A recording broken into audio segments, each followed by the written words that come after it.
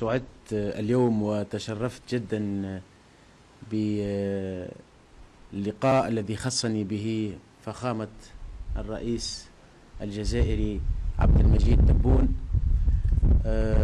نقلت له السلام والمودة والأخوة من سيد الرئيس الجمهورية التونسية الأستاذ قيس سعيد. نقلت له أيضا أبلغته بالتهاني بمناسبة شهر رمضان المعظم. هذا اللقاء كان فرصة للتباحث حول بعض المسائل التي تهم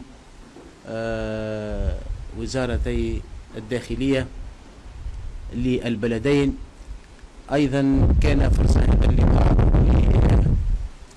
للتحدث حول بعض المسائل التي تهم الولايات الحدودية وكيفية الارتقاء وكيفية المضي قدما في للعمل على تنمية هذه المناطق الحدودية. أيضا تحدثنا في مسألة التهريب وتأمين الحدود وتأثير ذلك على الاقتصاد للبلدين.